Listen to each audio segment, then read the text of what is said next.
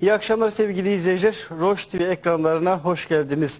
Televizyonumuz üzerindeki baskılar, hukuk dışı engellemeler, hukuki olarak haklı olduğumuz halde Avrupa hukuku kendi ne ticari hukukunu ne basın ifade özgürlüğü hukukunu hiçe sayarak yayınlarımızı engellemeye çalışıyor. Siyasi soykırım davaları ve operasyonları Kürdistan'da ve Türkiye'de devam ediyor. Hedefte BDP var. Kürt'e dair her şeyin operasyonlar, tutuklamalarla susturuldu. Önce siyasetçiler, daha sonra akademisyenler, hukukçular, gazeteciler tutuklanmıştı. Sivil katliamlar vardı. Roboski katliamı belki de Kürt-Türk ilişkilerinde bir dönüm noktası olabilecek bir politik atmosfer ortaya koymuştu. Kürt-Türk ilişkilerinde farklı ayrışmanın yaşandığı bir dönem ve tartışmaların çok yoğunlaştığı bir dönem.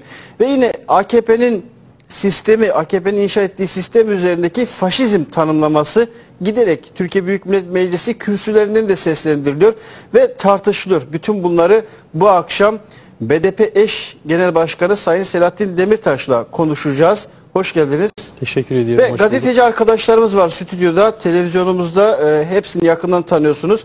Gazeteci arkadaşlarımız da sorularıyla bu sürecin nereye gittiğini, Türkiye'de Kürt-Türk ilişkileri nereye gidiyor, Roboski katliamı, AKP'nin politikaları, İmralı'daki tecrit, askeri ve siyasi operasyonlar konusunda odaklanacağımız bir program olacak. Gazeteci arkadaşlarımız Koray Düzgören, hoş geldiniz. Günay Aslan, hoş geldiniz. Erdal Er, hoş geldiniz. Ve Cahit Mervan, hoş geldiniz. Diyoruz ve ilk soru, tabii ki televizyonumuz üzerinde bazıları sevilmeye başlıyor. Roş TV susacak mı, duracak mı? Biz devam edeceğiz. Yani Roş TV kesintisiz yayınlarına devam edecek. Sosyal medya ortamında, internette devam edecek. Uydu üzerinde de devam edecek ama bir hukuki mücadelemiz söz konusu. Bu konuyla ilgili avukatlarımızın çabaları var. Bu konjonktürde Roş TV'nin susturulması ne anlama gelir? Buradan başlayalım. Teşekkür ediyorum. Öncelikle sizlere, bütün izleyenlere iyi akşamlar dileklerimi iletmek istiyorum ve sizlere tabii ki uzun yayınlar diliyorum. Çok teşekkürler. Roş TV'nin sesi susar mı diye sordunuz. En sonda söyleyeceğimi en başta söyleyeyim. Tarih boyunca özgürlükleri savunan, meşru, haklı temelde bir sözü olan herkesin sesi şu veya bu şekilde duyulmuştur. Zaman zaman belki bu ses kısılmaya çalışılmıştır. Tarihte bunun örnekleri olmuştur. Sadece Roş TV açısından söylemiyorum. Tarih boyunca halkların sesi ezenler tarafından, egemenler tarafından kısılmaya çalışılmıştır. Ezilenler sesini duyurabilmek için çok değişik yol ve yöntemler kullanmıştır. Ve mutlaka ama mutlaka geleceğe dair çocuklarımıza, torunlarımıza ses bırakarak, söz bırakarak bugünlere kadar bu özgürlük hayallerini taşıyabilmiştir. İnsani değerleri taşıyabilmiştir. O nedenle Roş TV ve Roş TV'nin şahsında yeryüzünde özgürlüğe dair sözü olan herkesin söz söyleme gücü devam edecektir. Ben buna yürekten inanıyorum. Roş TV bu geleneğin bir temsilcisidir. Hem Kürt özgür basınının bir temsilcisidir. Ama aynı zamanda insanlık tarihi boyunca ezilenlerin sesi olma konusunda çaba sarf eden, mücadele eden kesimlerin temsilcisidir.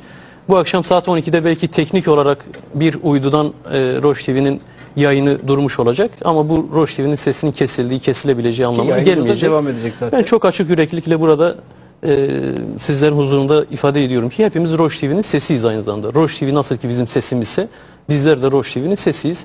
Sonuçta burada yürekli, vicdanlı, namuslu bir basın yayın ilkelerine uygun ahlaklı bir iş yapılıyor. Bu işin burada yürütülen emeğin, çabanın sesi olmak, bunun temsilcisi olmak her vicdanlı insan da borcudur diye düşünüyorum. Peki teşekkürler. Bu kısa girişle başlayalım. Gündemde çok önemli konular var ve izleyicilerimiz de yine sosyal medya üzerinde soruları varsa gönderebilirler ki bayağı bir soru var. Onları yayın akışımız içerisinde Sayın Demirtaş'a yönelteceğiz. Sayın Düzgören ya da diğer arkadaşlar. Öncelikle hoş geldiniz diyorum. Hem arkadaşlarıma da hem kendi adıma. Bu Türkiye'nin ve Kürdistan içinde bulunduğu bu çok önemli süreçte Roş TV'nin kapatılmasıyla başladık. Oradan devam edelim. Aslında Roş TV'nin kapatılması tek başına bir olay değil. Başlı başına tekil bir olay değil.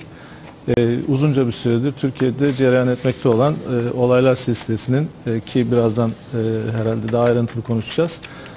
Olayların bir parçası ve sonuç da değil. Yani şimdi değerlendirdiğimiz zaman bakıyoruz belli bir silsile içinde cereyan eden, hatta planlanmış bir olaylar silsilesinin bir halkası Roş TV. Yani Kürtlerin haber alma özgürlüklerini kısıtlamak, Kürtlerin sesini kesmek, Roş TV'yi kapatmak aslında tabii bu süreçte en önemli bir halka. Bunu da hemen ifade etmek istiyorum. Çünkü Roş TV Kürdistan'da olup biten, hatta Türkiye'de olup bitenleri gerçekleriyle sadece Türkiye kamuoyuna değil dünyaya da yansıtan bir televizyon kanalıydı. Ve bu televizyon kanalını susturarak bir takım şeyleri çok daha rahat yapabileceklerini, işin başka tarafları da var herhalde, ayrıntılı geleceğiz ama esas amaçlardan bir tanesi bu. Zannediyorlar ve bu planın bu nedenle önemli bir halkası Roş TV'nin kapatılması. Ama biz 12 Eylül genel seçimlerine gidersek, 12 Eylül genel seçimlerinde biliyoruz ki büyük bir beklenti vardı Türkiye'de. Özellikle, yani aslında herkeste vardı ama özellikle de liberal çevrelerde çok yaygın bir anlayış vardı, inanış vardı. Seçimler olacak. Nitekim yeni bir anayasa da vaat edilmişti. Yeni anayasa çalışmaları olacak ve işte Kürt meselesi de barışçı bir şekilde çözüm sürecine girecek dendi ama beklentiler hemen seçimlerin ardından, zaten seçimlerin öncesinde başlamıştı. Ve biz Kürtler ve işte bu konuda gerçeklere değinen bir sürü insan bunun böyle olmadığını, seçim öncesindeki seçim propaganda sürecinin bunu belirlediğini ve Erdoğan'ın oradaki üslubunun, AKP sözcülerinin üslubunun aslında seçimden sonra ne olacağını da gösterdiğini biz söyledik. Ve temkinli olunması ve bu kadar açık çek verilmemesi gerektiğini söyledik ama tam tersi oldu. Hemen kısaca ben soruya geçiyorum. 12 Eylül'den sonraki süreci bir özetlerseniz, geldiğimiz nokta ve bundan sonra, aslında geldiğimiz nokta bundan sonra geleceğimiz noktanın da bir göstergesidir. Yani bizim için çok önemli bir göstergedir. Hep öyle olmuştur. Roş TV'nin kapatılması genel halkası, önemli halkasını da içine katarak bundan sonraki süreçte neler bekliyor bizi ve nelerle karşılaşacağız, onu bir özetlerseniz onun üzerine daha iyi konuşabiliriz. Tabii ki, yani şimdi Orta Doğu gibi şu anda dünya siyasetinin nabzının attığı, kalbinin attığı bir yerde, siyasi alanda yaşanan hiçbir gelişme tesadüf değildir. Ne Türkiye'de ne bölgesel düzeyde yaşanan hiçbir gelişmeyi biz tesadüfi, rastgele, rastlantısal bir gelişme olarak tanımlayamayız. Hem AKP'nin iktidara geliş süreci, hem sonrasında yaptığı pratikler, politikalar, hayata geçirdiği uygulamalar, parlamentoyu işletme şekli, Türkiye'de muhalefeti susturma şeklinden tutun da Kuzey Afrika'daki son halk hareketlerine, halk hareketi sonrası ortaya çıkan gelişmelere kadar tamamı aslında bir merkezi strateji etrafında gelişen taktiklerdir, hamlelerdir, süreçlerdir. Bunların hiçbiri birbirinden de kopuk, bağlantısız değildir. En niyetinde en üst başlıkta değerlendirmek gerekirse, alta doğru başlıkları aşmak gerekirse, küresel düzeyde kapitalizmin yaşadığı krizler, emperyal sistemin yaşadığı krizler ve bununla birlikte medeniyetler arası çatışmalar, çelişkiler ve bunun Orta Doğu'ya, Orta Doğu pazarına, Orta Doğu coğrafyasına, Orta Doğu'daki inançlara, ideolojilere yansımalarıdır bugün yaşadıklarımız. Ama bizi güncel olarak, somut olarak ilgilendiren gelişmeler işte AKP'nin 2002'de Türkiye'de iktidara gelmiş olması, getirilmiş olması ya da sonrasında AKP eliyle Türkiye'nin yeniden dizayn edilmesi, Orta Doğu'daki gelişmelere, Orta Doğu'daki yeni süreçlere adapte olabilecek veya ithal edilebilecek bir Türkiye rejimi oluşturma süreci halen devam ediyor. O nedenle bugün Roş TV'nin saat 12'de sesinin kısılması herhangi bir uydu şirketiyle ilgili bir teknik problem değildir. Bütün bu süreçlerin parçalarıdır. Şimdi eğer Orta Doğu pazarı, Orta Doğu ideolojik şekillenmeleri, Orta Doğu'da neoliberal politikalara, emperyal politikalara, sömürgeci politikalara, asimilasyoncu politikalara engel olarak görülen ne kadar hareket varsa, düşünce varsa, inanç varsa bütün bunların hizaya getirilmesi, bunlara ayar verilmesi kendilerince ve entegre politikalara hazır hale getirilmesi süreciyle karşı karşıyayız. Bu süreçte dikkat ederseniz içeride, Türkiye'nin içinde en çok baskıyla karşı karşıya kalan Kürt hareketidir. Çünkü bu sisteme, bu yeniden dizayn sürecine karşı kendi öz varlığıyla var olma mücadelesini sürdürebilen, ayakta kalabilen tek muhalif güçtür Kürt hareketi.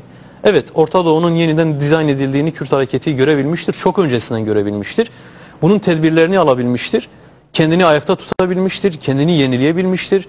İki kutuplu dünya dağılırken, Sovyet bloğu çökerken kendini var etmeyi bir yandan değiştirerek var etmeyi, dönüştürerek var etmeyi, ayakta kalmayı başarırken bir yandan da özellikle Irak müdahalesi, Irak işgali ve sonrasında işte son Kuzey Afrika, Orta Doğu'daki gelişmelere karşı güçlenerek çıkabilmiş tek harekettir diyebiliriz. Tek muhalif harekettir.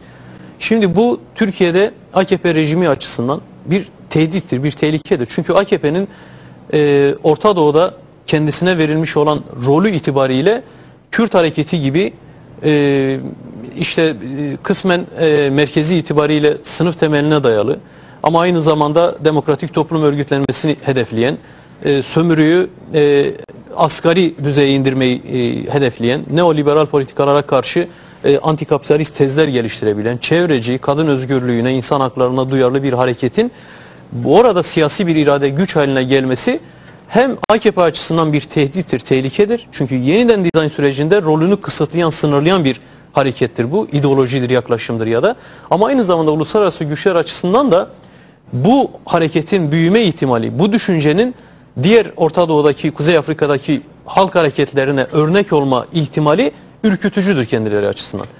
Bu nedenle bu hareket şu veya bu düzeyde ya marjinal hale getirilmelidir, ya yok edilmelidir, ya teslim alınmalıdır ya da en azından etki yaratması, siyasi bir irade olarak, güç olarak kendi çözümünü yaratmasının önüne geçilmelidir. Kabaca tanımladığımız bu strateji etrafında şimdi AKP 2002'den bu yana hamlelerini yapıyor. Bu hamleleri başarılı olduğu alanlar da vardır. İşte Türkiye'de Kemalizmin önemli ölçüde tasfiyesi, Ergenekon denilen derin yapılanmaların en azından önemli ölçüde tasfiyesi, AKP'yi ilgilendiren kısımları itibariyle tasfiyesi, onun yerine AKP devletinin ikamesi, AKP sisteminin, AKP rejiminin ikamesi. Fakat bütün bunlar yapılırken bir yandan demokratikleşme görüntüsü uyandırılarak halk desteğinin artırılması ama bir yandan özde hiçbir demokratikleşme adımı atılmadan, özde derin devlet tasfiye edilmeden, kontrgerilla'yla veya geçmişle hesaplaşılmadan, yüzleşilmeden yeni bir sistem inşası gerçekleştiriliyor. Evet. Bu çerçevede ona itiraz eden, bu sistemi teşhir eden, bu sisteme karşı zorlayıcı bir muhalefet içerisinde olan kim varsa Türkiye'de sol adına, demokrasi güçleri adına, Kürt hareketi adına kim varsa AKP'nin hedefine konulmuş ve sonuna kadar AKP bir politika çerçevesinde, planlı bir proje çerçevesinde bu mücadeleyi sürdürmüştür kendince. Bize yönelik tutuklamalar, operasyonlar budur. Askeri operasyonlar budur. Roboski budur. Roş TV'ye yönelik kapatma girişimleri, yıllardır devam eden baskılar budur.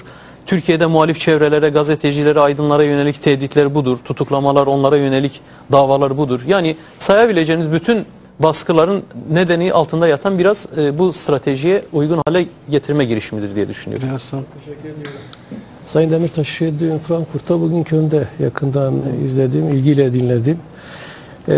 Verdiğiniz mesajlardan çıkardığım iki sonuç var. Yanlış olursa lütfen düzeltiniz. Şimdi çok karanlık bir süreçten geçiyoruz. Çok hassas bir dönemden geçiyoruz. Bunun parametreleri var. Söylediğiniz işte Uludere, Roboski katliamı, Roşivir'in kapatılması, BDP'ye yönelik operasyonların devam ede gelmesi filan.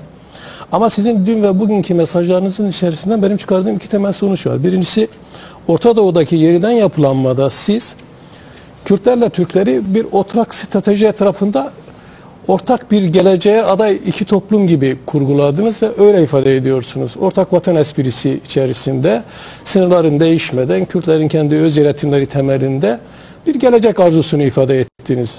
İkincisi, yine bugün Köln'deki konuşmanızda yakın erimde, ki Nisan olarak da ifade ettiğiniz yakın erimde bir çözümün olasılığından söz ettiniz ve bunun parametrelerini ifade ettiniz. Şöyle dediniz: PKK lideri Sayın Öcalan'ın özgür olmalıdır.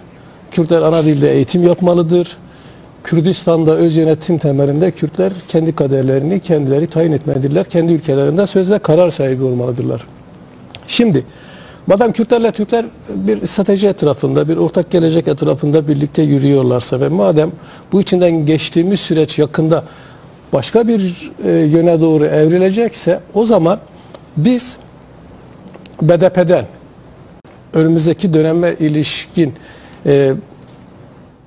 topluma, Kürt toplumuna açık ve net olarak şunu söylemesini isteme hakkına sahip değil miyiz? AKP bu süreci daha fazla götüremeyecektir. AKP bizimle yeniden bir masaya oturacaktır. Biz her şeye rağmen çözümün eşiğindeyiz diyebilecek miyiz acaba? Evet, yani sonuçta bizim arzuladığımız BDP olarak parti programımız, çalışmalarımız, tüzüğümüz gereği yaptığımız politikanın halkımıza karşı verdiğimiz sözlerin gereği budur. Yani biz Türkiye'de Kürtlerle Türkiye'de yaşayan diğer toplulukların ortak sınırlar içerisinde, ortak vatan içerisinde birbirinin bütün kültürel haklarına, dil haklarına, tarihi geçmişlerine karşılıklı saygı temelinde eşit vatandaşlık, yurttaşlık hukuku çerçevesinde yaşaması gerektiğini düşünüyoruz ve bunun projesini parti programına almış durumdayız. Kürtlerin bir tarihi bir coğrafyası vardır, vatanı vardır, Kürdistan'dır. Kürdistan coğrafyasında Kürtlerin dünyadaki diğer onurlu halklar gibi hem o coğrafya üzerinde hem coğrafyadan kaynaklı kültür üzerinde, ekonomi üzerinde söz hakkı vardır. Bunu kullanmak tek başına devletin, Ankara merkezli devletin hakimiyetine, egemenliğine ters değildir. Bu egemenlik birlikte paylaşılabilir. Bunun adı özellik hukukudur. Merkezde bazı yetkiler olur, yerellerde bazı yetkiler olur. Bu eşitlik hukuku çerçevesinde Türkiye'nin her yerinde uygulanabilecek bir modelle Türkiye'nin her halkı, yaşayan her etnik grubu, inanç grubu kendi özelliği çerçevesinde yaşantısını sürdürebilir. Bu Türkiye için önerdiğimiz bir modeldir. Ama bunu Orta Doğu özgürlüğünde ele alırsanız biz hani hem Güney Kürdistan hem Suriye hem İran'daki Kürtler açısından durumun ille de hani Türkiye'nin siyasi iradesi altında şekillenmesi gereken bir süreç olarak tanımlamıyoruz. Sonuçta Kürt halkı Orta Doğu'nun bir siyasi gücüdür ve yeniden şekillenme sürecinde bir aktördür. Üstünde oynanacak, dizayn edilecek bir halk olmaktan öte dizayn sürecinde rol oynayacak bir halktır. Bu nedenle bir halk yeniden dizayn sürecinde kendi kaderini tayin ederken başka bir halkın, başka bir devletin, başka bir ulusun vicdanına kendini teslim edemez. BDP de bunu savunamaz. Bizim böyle bir hakkımız yoktur. BDP'nin Kürt halkı üzerinde, Orta Doğu'daki 40 milyonluk bir nüfus üzerinde böylesi bir karar verme yetkisi yoktur. Biz Türkiye'deki özgün çözüm politikamızı ortaya koyuyoruz. Şimdi Orta Doğu yeniden dizayn edilirken bir yanda İsrail'in başını çektiği, arkasında Amerika'nın olduğu, bazı Avrupa ülkelerinin diyebiliriz ki tamamı değildir, olduğu bir Batı bloğu vardır. Dizayn sürecinde rol oynamak istiyor. Herkes kendi çıkarları doğrultusunda dizayn etmek istiyor, yönetimleri şekillendirmek istiyor. Bir tarafta İran vardır, etkili bir aktördür. Çin'in, Rusya'nın da bu İran üzerinden etkili olma niyetleri vardır. Bir de Türkiye gibi güçlü bir ülke vardır. Bu üç aktör Orta Doğu politikalarında yeniden şekillenme sürecinde etkili olmak istiyorlar. Türkiye Batı İttifakı'nın dışında mı düşünüyorsunuz? Türkiye ayrı bir rol biçmek istiyor kendine. Yani Batı'nın Türkiye'ye biçtiği rolün dışında Neo-Osmanlıcılık denen Davutoğlu'nun kafasındaki bir proje olarak Orta Doğu'da bir merkez toplum, merkez ülke olarak geri kalan bütün Müslüman ülkeleri etrafında Osmanlı'da olduğu gibi işte şemsiyesi altına almış bir Türkiye. Birinci Dünya Savaşı'ndaki ittifak aynen güncellenmiş gibi diyor. Aynı benziyor tabii ki, yani 100 yıl önce 100 yıl sonra, çünkü tarih döngüseldir. Sonuçta bilim düz çizgi şeklinde sürekli ilerler, gelişir ama tarih döngüseldir. Bir 100 yıl önce, 1000 yıl önce yaşanmış tarihsel olgular bugün tekrar yaşanabilir. Benzerleri yaşanabilir. Çok benziyor. Şimdi saydığım bu 3 blok dışında Türkiye, İsrail ve İran gibi etkili devletler, güçler dışında ayakta kalabilmiş ve dizayn sürecinde ben de aktörüm diyebilen tek bir güç var, Kürt halkıdır. Yani bir devlet olarak belki 40 milyonluk bir nüfusu bir devlet olarak bir aktör şeklinde ifade edemiyoruz ama bir siyasi irade olarak Kürt halkının kendisi bir aktördür. Herkesin dikkate alması gereken bir aktördür. Bakın Mısır aktör olmaktan çıkmıştır. Lübnan, Libya, Tunus, Suriye rejimi aktör olmaktan çıkmıştır. Bütün bunlar müdahalelik hale gelmiştir. Bunların tamamına şu anda müdahale ediliyor, dizayn ediliyor bunlar. Ama Kürt halkı kendi kaderini tayin ederken aynı zamanda bölgenin şekillenmesi konusunda da rol sahibi oluyor. Suriye'deki mesela gelişmeleri etkileyen önemli aktörlerden biri oradaki Kürt hareketleridir.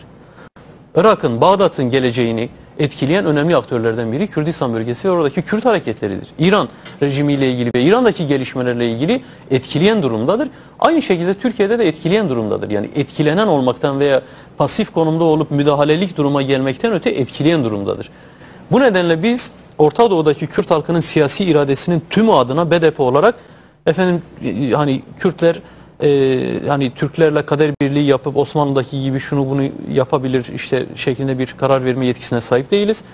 Böyle bir şeyi çok olanaklı da görmüyoruz işin doğrusu. Bizim önerdiğimiz çözüm Türkiye'de Kürt halkı özellik hukuku çerçevesinde kendi özgünlüğü içerisinde eşit hukukla yaşayabilir şeklindedir. Ama ötesi hani Güney Kürdistan eğer farklı bir Güney Kürdistan halkı farklı bir strateji etrafında kaderini belirlemek istiyorsa, bağımsızlığını ilan etmek istiyorsa BDP'nin buna karşı bir itirazı olamaz. Tam tersine saygı duymak dışında BDP'nin yapacağı bir şey yoktur. Desteklemek dışında yapacağı bir şey yoktur. Ya da Suriye'de özel bir Kürdistan bölgesi eğer oradaki halklar tarafından kararlaştırılıyorsa, kaderlerini bu şekilde tayin ediyorsa biz elbette ki bunu destekleriz. Ama ortaya çıkacak kolektif Kürt iradesi artık es geçilebilecek, öyle teslim alınabilecek, yok sayılabilecek bir irade değildir. Ben buna dikkat çekmek istiyorum.